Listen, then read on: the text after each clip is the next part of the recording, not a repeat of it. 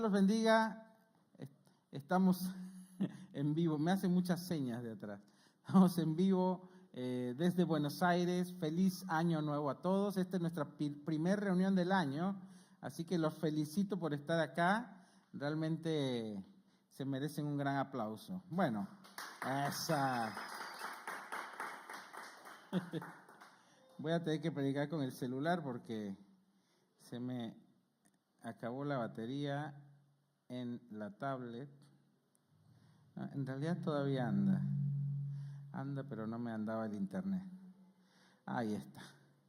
Bueno, gente, hoy les quiero hablar de un mensaje que si bien lo hemos tocado ya antes, creo que es un mensaje importante para nosotros, no solamente saber de él, sino poder comprenderlo y poder integrarlo a nuestra vida, ¿sí?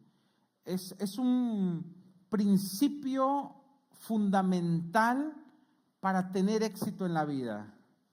Yo cuando aprendí esto hace muchos años, mi vida cambió, dio un giro, te diría que de 180 grados, no solamente en el área espiritual, sino en el área económica, en mis relaciones, en lo laboral o personal, en mis proyectos personales, en lo ministerial.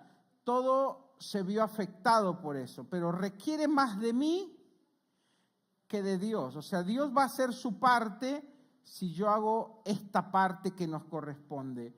Y no es algo fácil, se los digo de una vez, no es algo fácil, pero es algo que si tú logras vencer, que si tú logras incorporarlo a tu vida, tenés asegurado, siendo modestos, un 80% de que todo lo que hagas va a prosperar. Yo diría un 90%. ¿Sí? Dejémosle el 10% a las fatalidades y a los ataques del enemigo y a las circunstancias, pero tenés asegurado un gran porcentaje de que te va a ir bien, ¿sí? Entonces, ahora que estamos empezando este año, es un buen momento de entender este principio, incorporarlo a nuestra vida para asegurarnos que nuestras metas terminen en buen puerto. Yo he titulado este mensaje Dios primero y lo mejor. Pregunta inicial: ¿qué lugar ocupa Dios en tu vida? Ahora, no me respondas como el típico religioso que, no, Dios está primero. Ya te dije el título, ¿no? Pero, ¿qué lugar ocupa Dios en tu vida? Ahora, en este caso no te voy a pedir que respondas la pregunta, porque yo sé que la mayoría de los cristianos van a decir, no, Dios tiene el lugar mejor, Él está en el trono, etc. ¿Qué te va a dar la respuesta? Otras preguntas.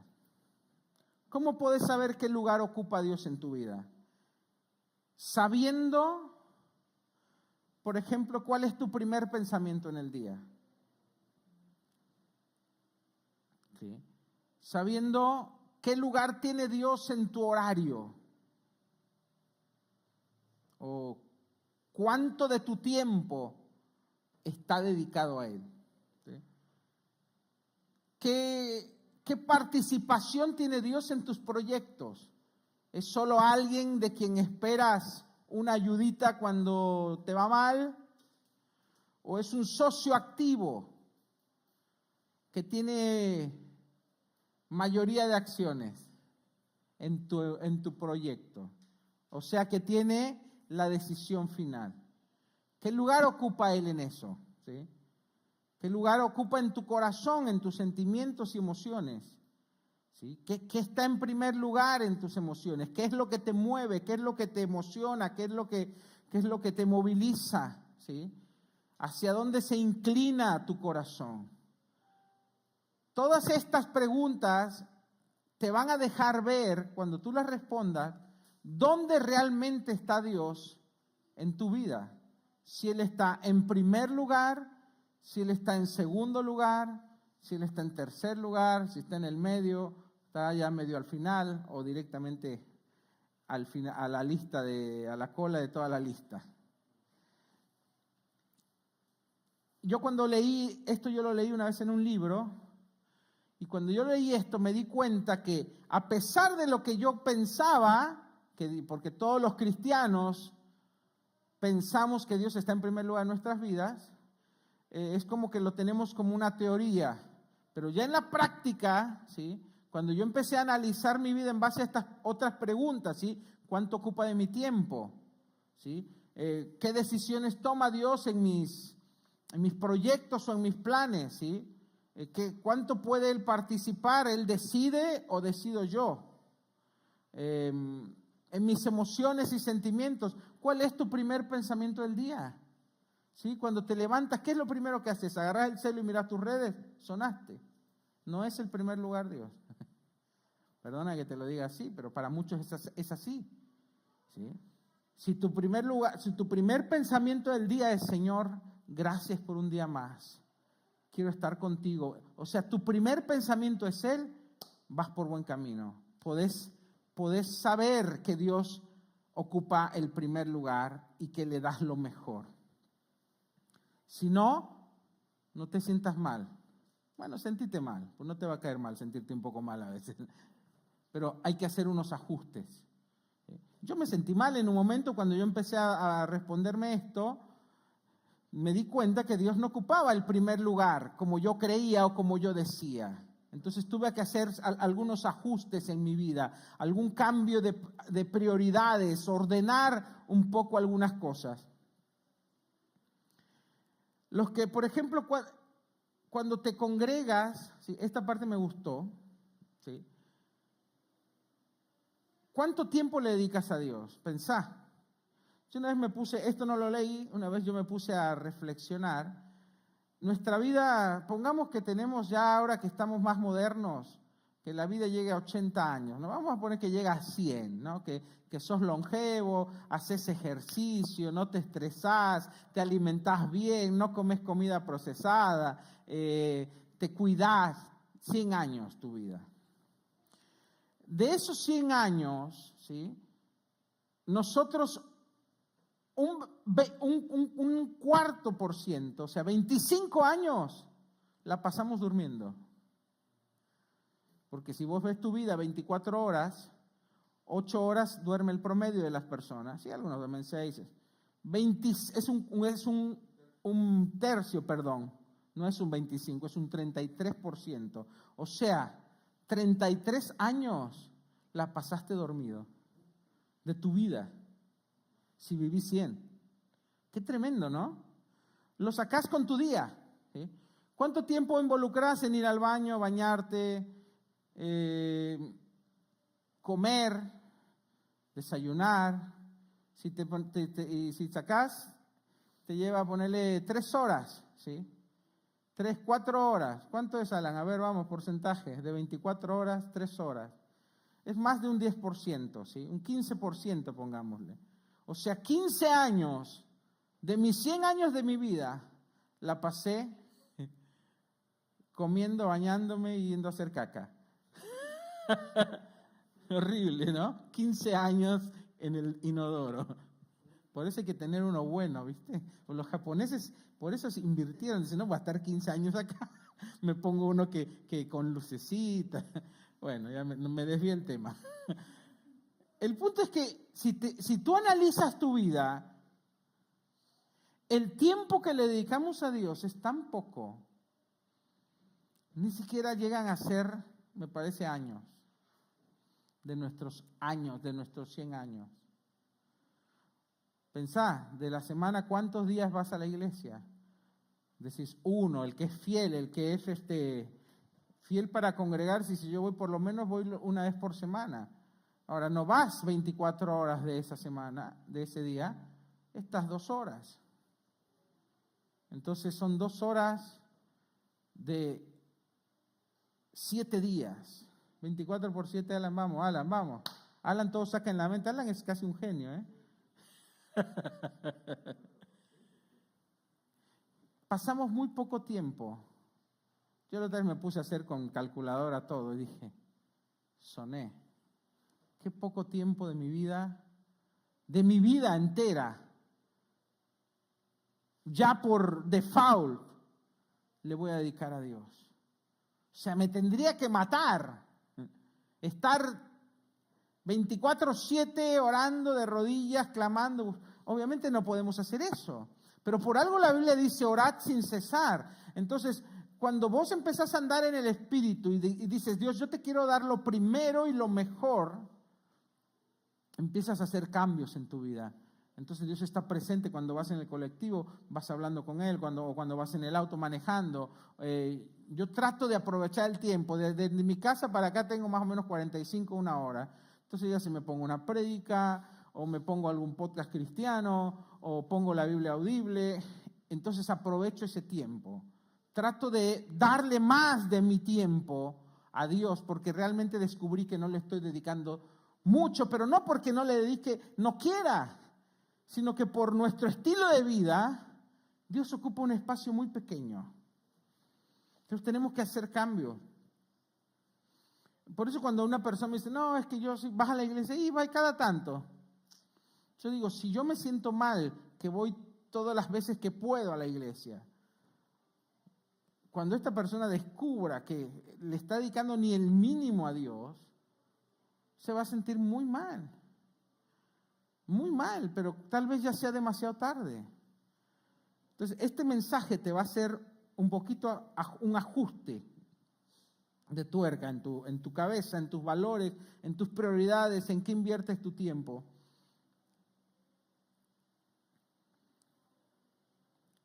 Por ejemplo, a mí me gusta esta.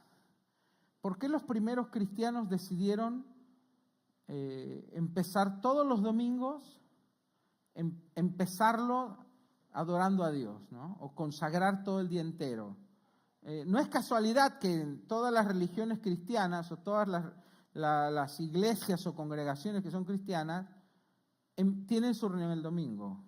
Tiene un porqué esto, ¿sí? Es justamente por este principio de darle a Dios lo primero y lo mejor. El primer día de la semana es domingo, a pesar de que el secularismo ya lo quieren cambiar a lunes, ¿sí? O sea, nosotros en nuestra mente pensamos que el domingo es el último día de la semana. No, el último día de la semana es el sábado. ¿Sí? Es más, muchos calendarios actuales te ponen como el domingo el último día. En realidad es el primer día de la semana. Pero algunos celulares, lo que tienen celular, vos podés configurar en el calendario si querés que el domingo sea el primer día o el último. Pero en realidad siempre fue el primer día de la semana. El sábado, que era el Sabbat, para los judíos era el último día de la semana, el sábado, ¿sí? Por eso la Biblia decía, Dios trabajó 7 días y el último día descansó. Fue un sábado el día que descansó, no fue un domingo, fue un sábado, el Sabbat. Por eso los judíos se les ordenó no hacer nada el sábado. Y la semana arrancaba el domingo, o sea, las actividades, todo. Entonces, ¿qué hicieron los primeros cristianos? Dijeron, no, yo voy a arrancar mi semana, en vez de darle prioridad a mi trabajo, a mi negocio, no, mi semana le voy a dar lo primero y lo mejor. Entonces, los primeros cristianos empezaron a reunirse en domingo porque era el primer día de la semana, ¿sí? El domingo, la palabra domingo viene de una raíz latina, o de latín, ¿sí? Que quiere decir, que se traducía des dominicus, ¿sí? Des es día, dominicus es Señor. O sea, domingos literalmente se traduciría día del Señor, ¿sí? Los primeros cristianos le pusieron este nombre. Antes tenía otro nombre. En Roma era Des Solis, que era día del sol. Ellos lo cambiaron a día del Señor. Y aparte Carolina decía, vas a querer decir Des Solis. Es mi apellido. Lo cambiaron a día del Señor, ¿sí? Es más, por eso en inglés no cambiaron al Día del Señor, porque no eran católicos, eran protestantes, dejaron Sunday, que es Día del Sol, ¿sí? Eso significaba para los romanos, Día del Sol. Pero los cristianos lo cambiaron todos a Día del Señor. ¿Por qué? Porque querían dedicar el primer día de la semana, consagrarle a Dios lo primero y lo mejor, ¿sí? Está interesante. Por eso desde entonces todos los cristianos se reúnen los domingos y en todo el occidente que fue cristianizado se estableció que el domingo iba a ser un día para buscar a Dios, ¿sí? No era para descansar, era para buscar a Dios. Para descansar era el sábado, el día de reposo. El domingo era un día para consagrarse. Todos los cristianos iban a su iglesia, se congregaban y dedicaban ese día para adorar y servir a Dios. Después el secularismo lo fue cambiando, el mundo lo fue cambiando a un día familiar, a un día de ocio, un día de no hacer nada, etcétera, etcétera. Tan es así, mira qué interesante, que la mayor tasa de suicidios en el mundo, ¿qué día es? Es un domingo. Porque el que no busca a Dios, el que no tiene a Dios en su lugar. Yo escuché muchos amigos no cristianos que decían, yo el domingo es fatal, me aburro, es un bodrio, no hay nada que hacer, etcétera, etcétera. Y muchos se suicidan por eso, porque no pueden soportar su soledad, su vacío, y hay más suicidios en domingo. Pregúntale a alguien que trabaje no sé, en una guardia de hospitales. El domingo es el día de mayor tasa de suicidios en el mundo. Porque el domingo fue hecho para el Señor, ¿sí? Es un día para consagrarlo al Señor. Fue el día que Jesús resucitó. Bueno, volviendo a esto. Te voy a dar una pequeña ilustración que me gusta mucho. Supone que vos sos esto, ¿sí? Esta copa.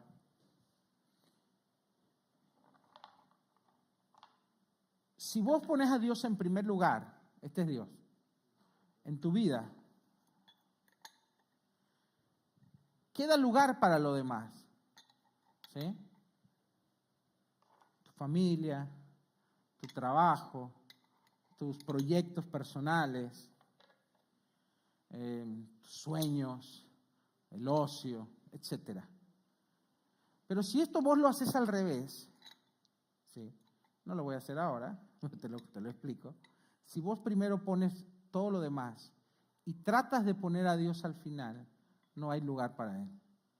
Y eso pasa en nuestras vidas, ¿sí? Si nosotros empezamos a tratar pensando que es normal, ¿no? No es que yo tengo que hacer mis cosas, yo es que el domingo yo tengo que ir a comer con mi familia, o tengo que salir a pasear, o es el día que yo no me despierto tarde, muchas cosas. No, por eso yo como pastor después de casi 30 años de ministerio, he escuchado todo tipo de pretextos, historias para no congregarse. Entonces me las sé todas. Podemos inventar cualquier cosa, y mismo en nuestras vidas, ¿sí? Cuando nosotros proyectamos, estamos acostumbrados a dirigir nosotros, ¿sí? ¿Quién dirige tu auto? ¿Sí? ¿Sí? Hay gente muchos argentinos, y en México también, la esposa y el auto no se prestan, ¿no? ¿Han oído esa frase? Yo manejo mi auto, no lo maneja nadie más. Hay gente así, ¿viste? Que es celosa del auto. Y en nuestras vidas, nosotros somos iguales.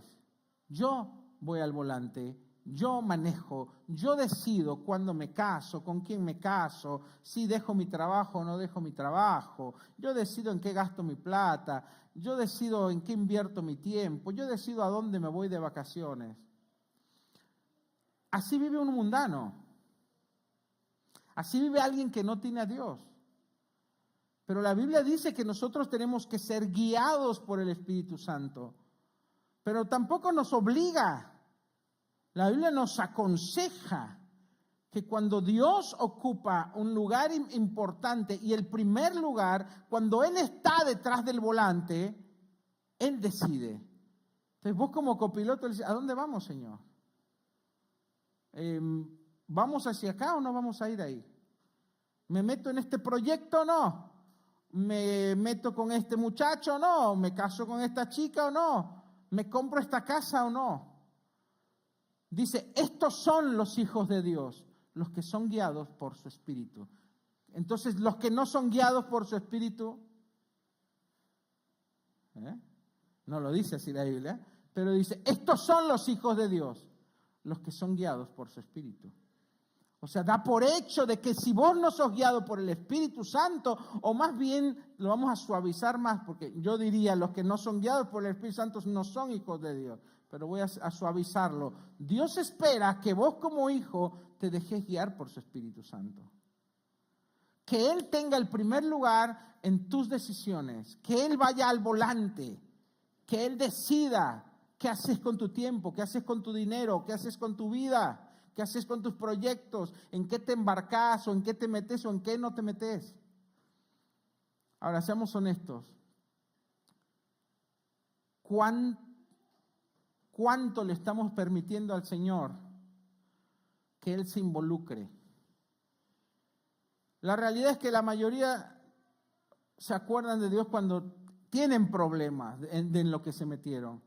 Señor, sácame de esto, o sácame de esta relación, o sácame de este negocio que me va mal, o sácame de este problema, o sácame de esto que metí. ¿Por qué me metí en esto?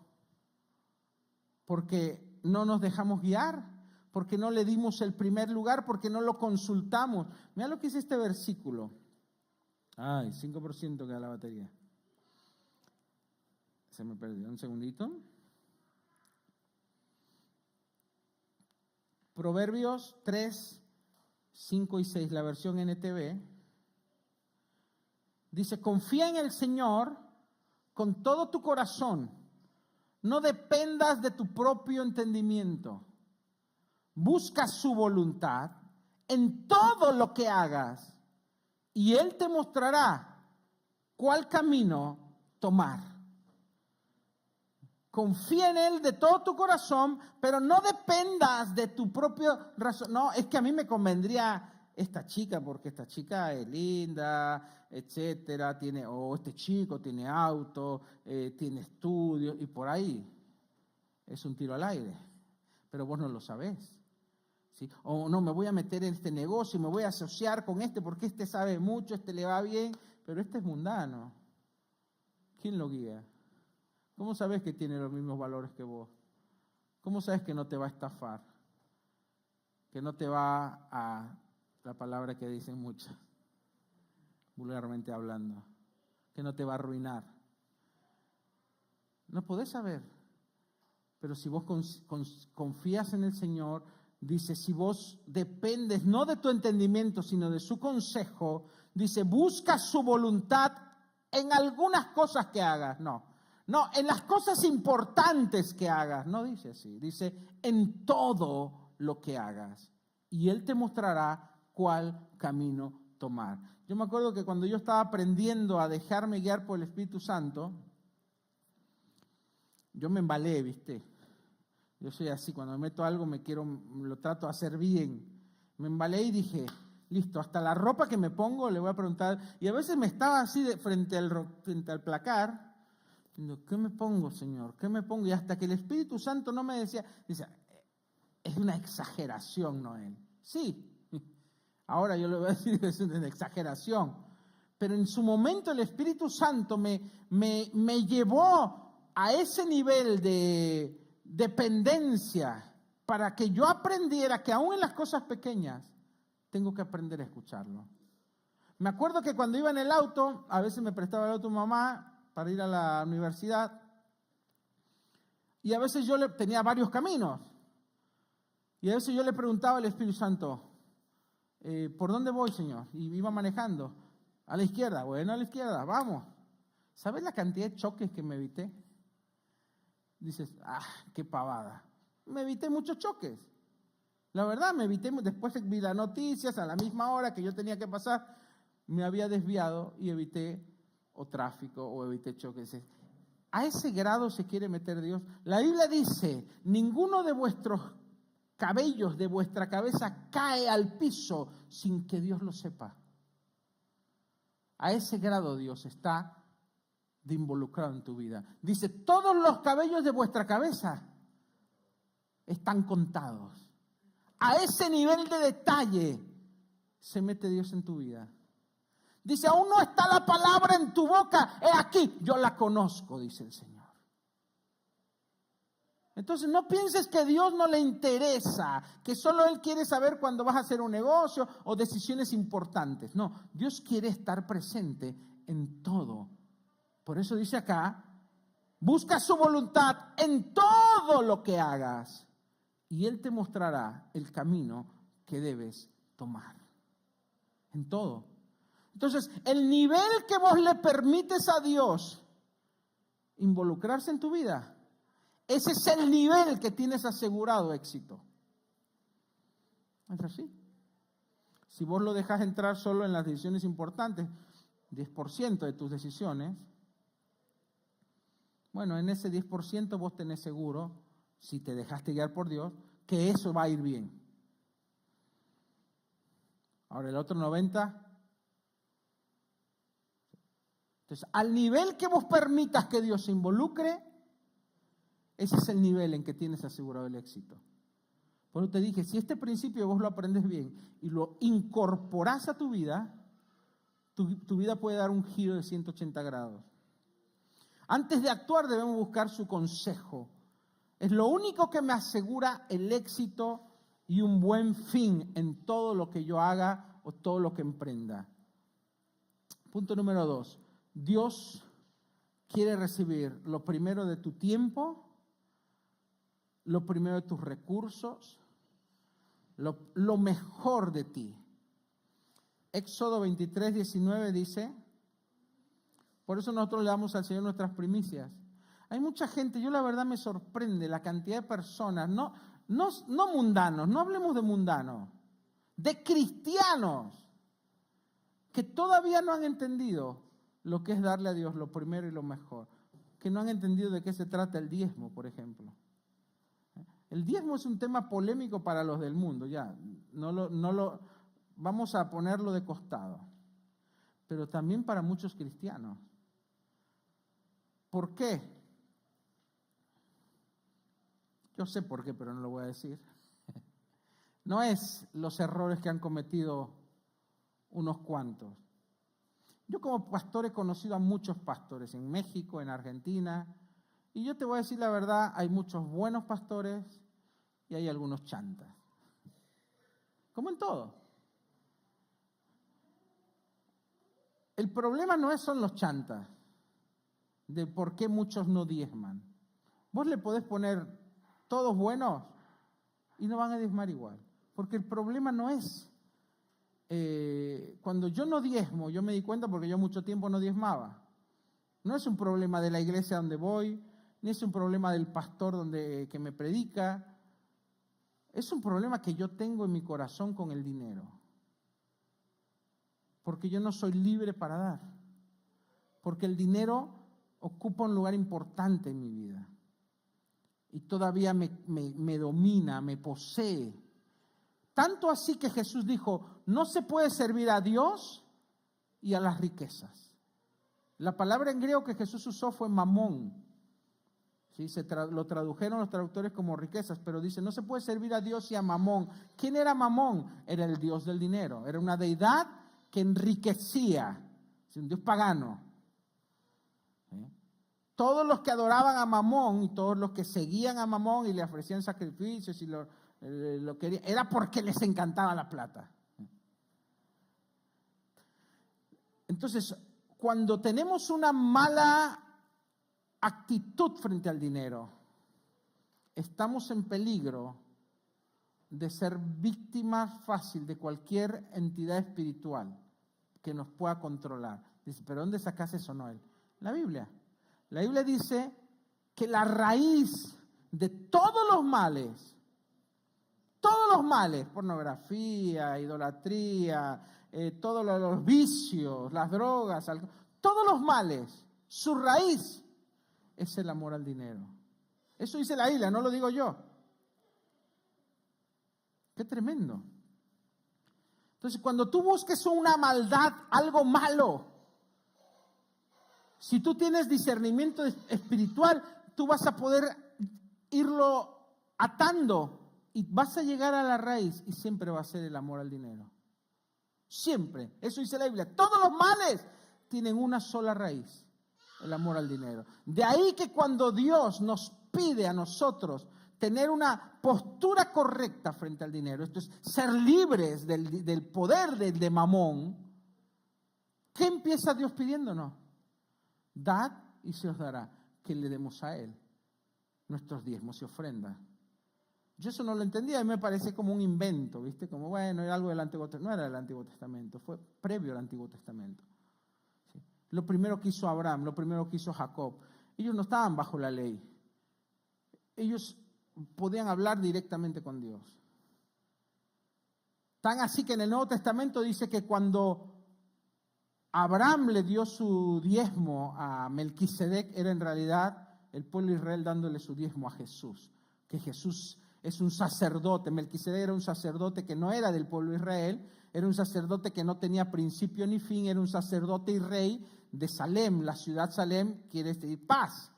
¿Sí? Después no aparece más Melquisedec. Era como apareció en la Biblia de repente un rey que a la vez era sacerdote, que era rey de paz, al cual Abraham va y le entrega sus diezmos.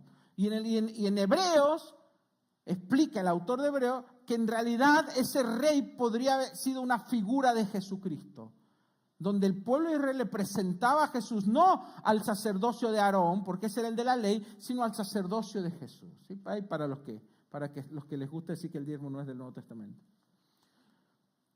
Entonces, lo que la Biblia nos enseña, yo entiendo que lo que Dios nos enseña cuando Dios nos pide que le demos algo, es para aprender a desprendernos de lo que más nos duele, que es el dinero. Cuando tú eres libre para dar, Dios te puede confiar más. Si tú tienes la mano cerrada siempre y la bendición cae de arriba, sí, vos conservás tu moneda, pero nada va a entrar acá. Si tu mano está siempre abierta porque sos libre para dar, sí, alguien puede venir y tomar, pero si la bendición cae, vos siempre vas a tener la mano llena. Pero si tu mano está cerrada, te conservas tu moneda, pero eso es lo único que vas a tener, tu moneda. Entonces, Dios le dice a Abraham, y te bendeciré y serás bendición. O sea, el llamado final de Dios para los hijos de Abraham, que somos nosotros, después la Biblia dice que nosotros somos descendientes de Abraham, somos los herederos de la promesa, es que nosotros seamos bendición. Dios quiere que tú seas bendición, pero ¿cómo vas a ser bendición si sos un pelado? Hablando bien y pronto. ¿Sí? ¿Cómo yo voy a poder bendecir a otros si apenas subsisto? Entonces el mecanismo de Dios es que tú seas libre para dar, porque dice, a la medida que tú das, esa medida vas a recibir, lo dice la Biblia. El que siembra escasamente, ¿qué dice? Escasamente cosechará. El que siembra generosamente, generosamente cosechará. ¿Por qué Dios hace esa regla? Para prosperarnos a nosotros. Es a la medida que tú das. ¿Por qué? Porque si Dios te da más de lo que tú das, Dios te estaría haciendo un daño. Porque si Dios te empieza a bendecir económicamente, ponele que Dios te empieza a bendecir, y vos eso dices, es mío. Entonces no entendiste lo que es la mayordomía cristiana, no entendiste que Dios quiere que seas un administrador de sus bienes, que todo lo que tú tienes es prestado, no es tuyo, incluyendo tu familia, incluyendo tus hijos, incluyendo tu dinero, es prestado. Si vos no lo administrás como Él espera, Él es el dueño de eso. No sos vos el dueño. Por más que vos creas que sos el dueño, Él es el dueño. Si vos no lo administras bien, vos vas a dar cuentas. ¿Qué pasó con el que Dios le dio talentos y volvió y le pidió cuentas? ¿Qué hiciste con lo que te di? Y no, lo escondí ahí para que nadie me lo saque. ¿Qué le hizo a ese? Sáquenlo de acá, al fuego eterno, dijo. Porque Dios nos deja talentos, nos deja cosas para cuidar y cuidar, administrar para Él. Y dentro de eso está tu economía. Pero si vos en vez de administrar tu economía, ¿qué te pide Dios? El 10% te dice es mío. Muchos creen que cuando diezma le están dando a Dios. No le estás dando a Dios. Ya es de Él. Si no se lo das, dice la Biblia que le estás robando. Malaquías. O sea, cuando yo diezmo, yo no le estoy dando a Dios. Es de Él. Es lo mismo como cuando estás en un país, porque muchos todos lo tienen como muy figurativo. Si vos te convertiste al reino de Dios, ahora sos ciudadano del reino de los cielos. Si vos sos ciudadano de Argentina, vos tenés que pagar impuestos. Te guste o no te guste. Hay una frase que dicen en Estados Unidos, tax and debt. Son muerte e impuestos. Son las dos cosas que no te podés librar. Cuando vos pagás impuestos a un país, es porque vos sos ciudadano de ese país, de ese reino. El diezmo es como un impuesto del cielo. Más bajo que el de Argentina. Argentina es 21%. No es tuyo. Yo lo tengo. Pero si yo no pago mis impuestos, no solo que después me cae encima a mí el peso del gobierno, sino que hasta me pide que lo pague con intereses. Te digo, pues yo me he olvidado pagar a veces, no me olvido más. Después tengo que pagar intereses. Pero no, o sea, pareciera que es mío, pero no es mío. Entonces, el diezmo es de Dios. No le estás dando nada. Recién yo le doy a Dios cuando yo ofrendo. Cuando yo le doy al pobre, a la viuda, al necesitado, eso es lo que dice la Biblia. Ahí yo estoy dándole a Dios. Cuando doy mi ofrenda. Pero mi diezmo no, le estoy devolviendo lo que es de Él. Pero en esa devolución hay un pacto que le dijo Jacob a Dios. De todo lo que yo te diere, dice, todo lo que vos me dieres, yo te bendeciré. Dios bendice tu economía, Dios ve que no te falte nada. Ese es el pacto que tenés con el diezmo. Como un gobierno que dice, bueno, el gobierno no lo cumple. Vas a tener escuelas, vas a tener hospitales, vas a tener calles pavimentadas. En Gran Buenos Aires no pasa eso. Ya me estoy metiendo en política. Bueno, salimos de ahí. Cuando tú le das a Dios lo que es de Él, Dios promete ciertas cosas para tu vida. Esto es parte del diezmo. Cuando yo le doy a Dios mi economía, mi tiempo, ¿sí? Mi familia no es mía. ¿Cuál es mi deber como hombre, como sacerdote de mi hogar? Asegurarme que mi casa sirva al Señor. Yo y mi casa serviremos al Señor, dice la Biblia. Entonces yo voy a criar a mis hijos con el temor de Dios para que mis hijos sirvan a Dios. Yo me voy a asegurar de ser un buen esposo y un buen ejemplo para que mi esposa quiera seguirme y que juntos sirvamos al Señor. Esa es mi responsabilidad como hombre del hogar. Entonces, parte de mi servicio es entregarle a Dios. Eso es parte de mi buena administración. Servirlo con mi familia. ¿Sí? No tenés que ser pastor para esto. Tenés que ser cristiano. Tenés que tener bien claros tus valores. ¿Qué es lo que espera Dios de vos? Entonces, darle a Dios lo primero y lo mejor no es teórico. Lo tenemos que poner en práctica. Hace poco estábamos viendo con Carolina una serie de Netflix que se llama Reyes. Es una serie brasileña sobre la vida de los reyes de la Biblia. Está buena. Y estábamos en la parte donde Ana, vieron la Ana que era viuda, dice, le pide a Dios, dame un hijo, dame un hijo. Bueno, la cosa es que Dios le da un hijo que es Samuel. Y ella era estéril. Perdón, no viuda, estéril. Y quería un hijo. Y bueno, nace Samuel, pero ella le había prometido, el hijo que me des, yo lo voy a consagrar a tu servicio. Y esto es cuando lo desteten, que era a los 2 o 3 años, ella tenía que llevarlo. Pero nosotros que tenemos hijos, yo veía al más chiquito, viste, que tiene 2 años, digo, qué tremendo desprenderte de tu hijo, porque fue real eso. Llevarlo al templo, dejarlo ahí. Y claro, te muestran en la serie cómo fue realmente. Para mí habrá sido mucho más dramático que eso. Te ponen a Ana llorando, viste, desconsolada. Pero Carolina, no sé, Carolina se hubiera tirado al piso y se hubiera desgarrado el corazón. Desprenderte de un hijo. Y esta mujer lo hizo. Porque ella había entendido que Dios le tiene que dar lo primero y lo mejor. Y lo consagró y había hecho esa promesa, ese voto y consagró a su hijo. Entonces, cuando Dios nos da algo, Dios espera que lo administremos bien. Que administremos bien nuestro matrimonio, que administremos bien nuestra familia, que administremos bien nuestra economía, porque todo lo que tenemos es de Él, es prestado. Yo soy un administrador. Entonces, Dios espera lo primero y lo mejor de ti. Ahora, ¿cuál es el sentido de todo esto? Bueno, el sentido es que tenés aseguradas sus bendiciones. ¿Cuál es el primer mandamiento? ¿Alguien lo sabe? Jesús lo preguntó, ¿cuál es el primer mandamiento? Amarás al Señor tu Dios con todo tu corazón, con toda tu alma, con todas tus fuerzas.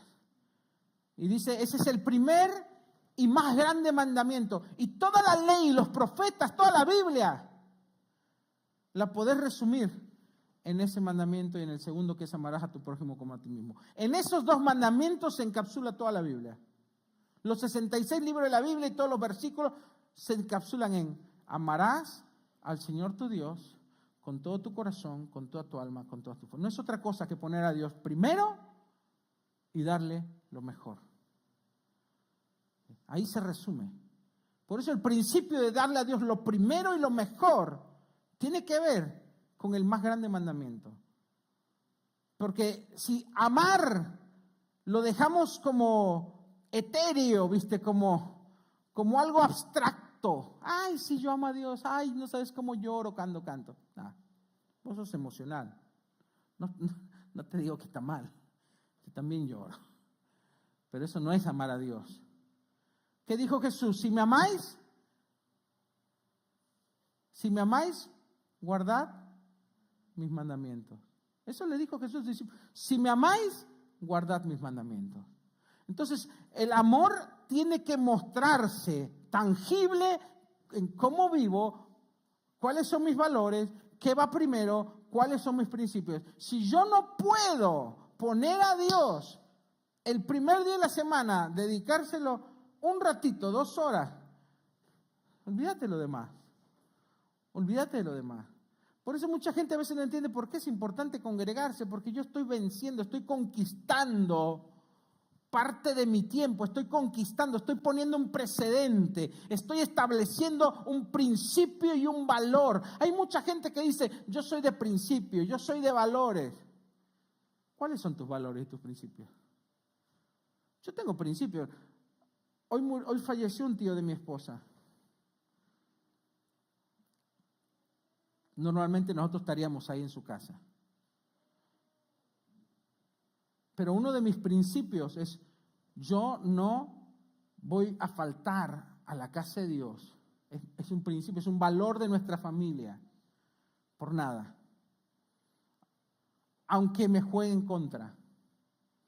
Hemos traído al chico con fiebre. Bueno, la vez pasada vino con fiebre el bebé. No importa, vamos a estar en la casa del Señor. Yo podría fácilmente decirle: Renata, mira, no vamos a ir. Encárgate de la reunión, listo. Pero mi compromiso no es con Renata. Mi compromiso no es con ustedes, que también tengo un compromiso porque somos hermanos, pero no es eso lo que me da un principio y un valor. Yo tengo un principio y un valor en mi corazón. Dios va primero. O sea, tiene que caerme un rayo para yo yo faltar el día de la casa del Señor.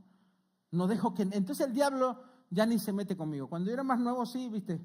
Se me pinchaba la rueda del auto, me llegaba la tía que nunca me viene a ver, te da fiaca y te quedaste dormido, cualquier cosa. Pero como sabe que yo tengo un principio, que no lo quiebro por nada, entonces ya ni se mete en esas cosas. Entonces, amar a Dios es cuestión de principios y de valores.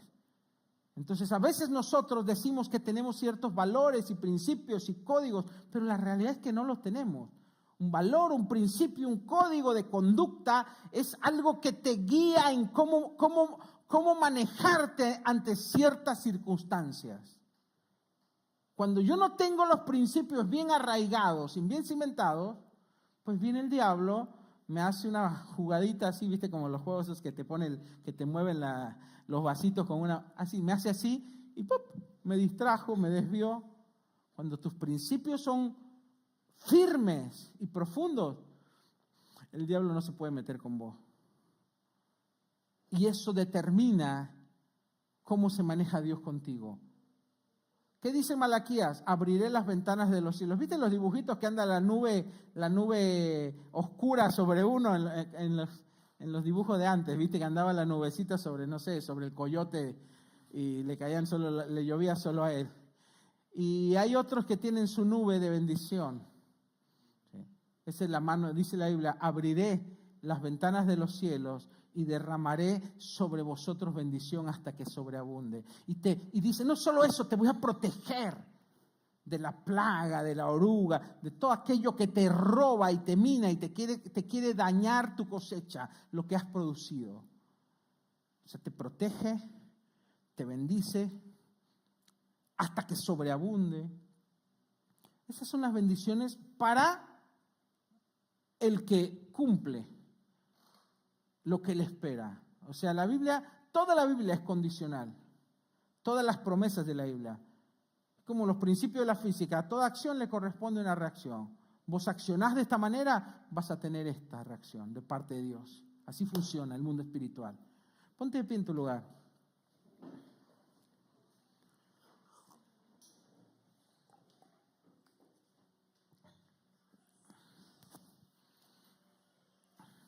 Si podemos poner un poco un pad, por favor.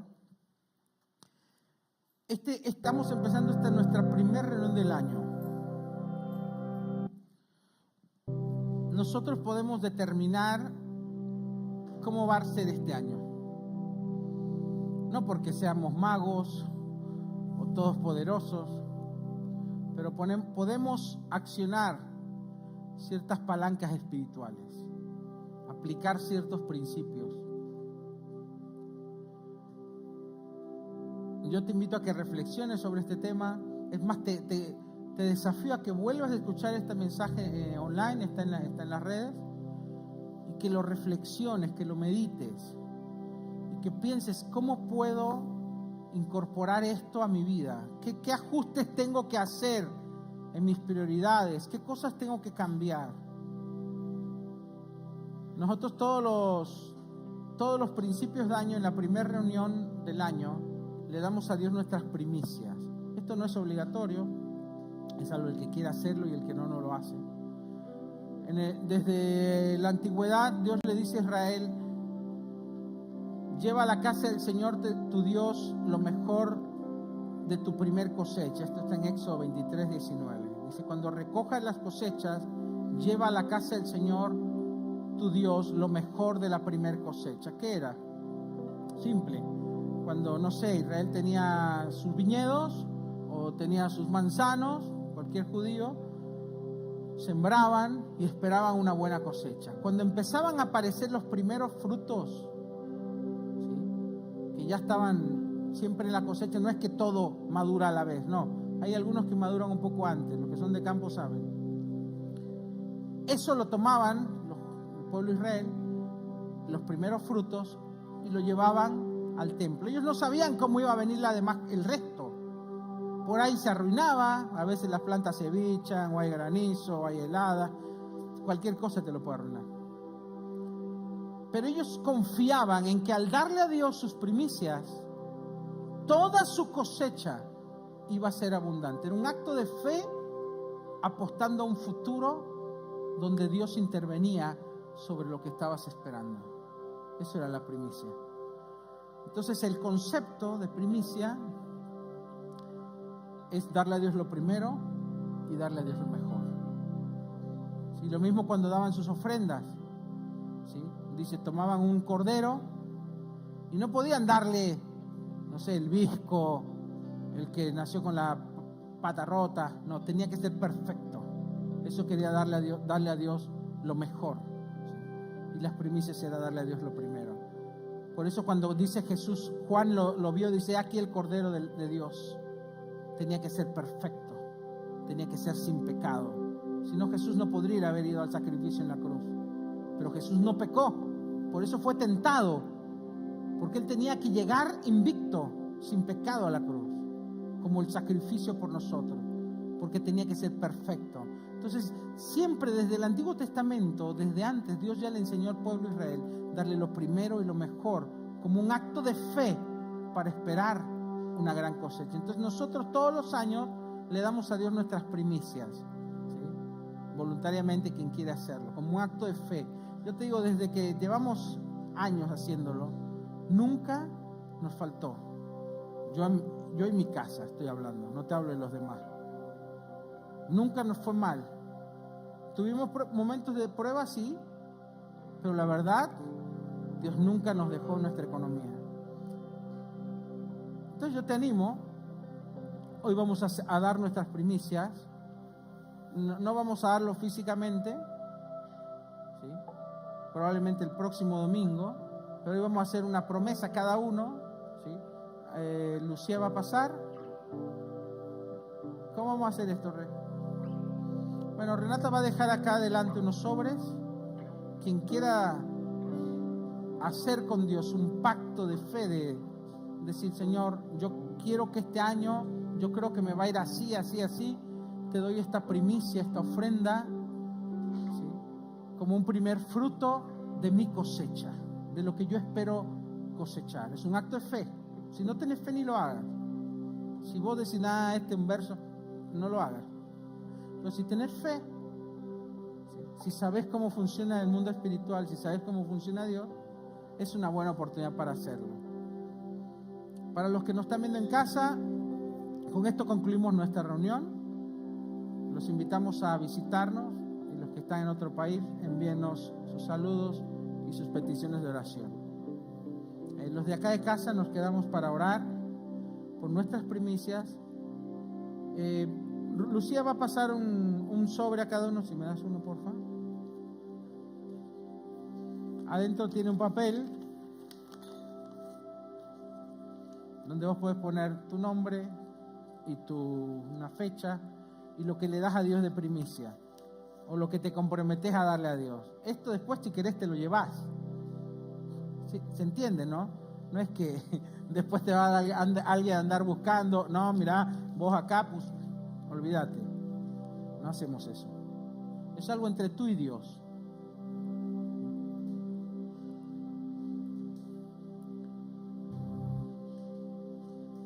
Vamos a tomarnos un momento. Si alguien me pasa, tendremos viromes, lápices, algo por ahí.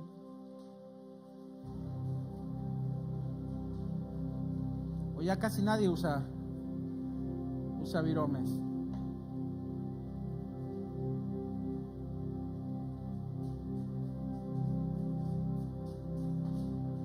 Gracias. ¿Alguien si quiere una virome? Acá tengo una. Caro, ¿podés venir un segundo?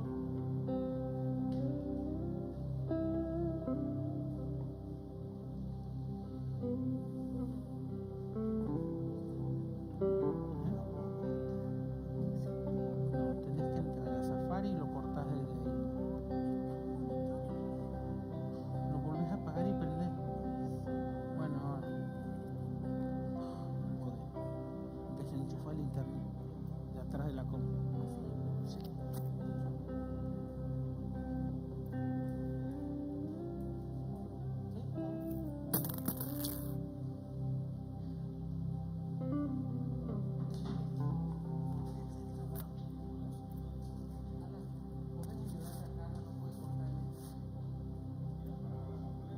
Bueno, ayúdale. Desenchufar el wifi, el internet. Bueno, ¿qué vamos a hacer? Metemos el cosito en el sobre, lo cerramos y si podemos poner acá un ofrendero. Antes vamos a orar, amén. Pon tu mano sobre tu sobre. Señor, tú miras nuestro corazón, tú miras nuestra sinceridad, tú conoces nuestro esfuerzo, nuestro trabajo, nuestra economía, tú conoces nuestros proyectos y planes y nuestros anhelos. Hoy ponemos delante de ti esta primicia, Señor, no porque nos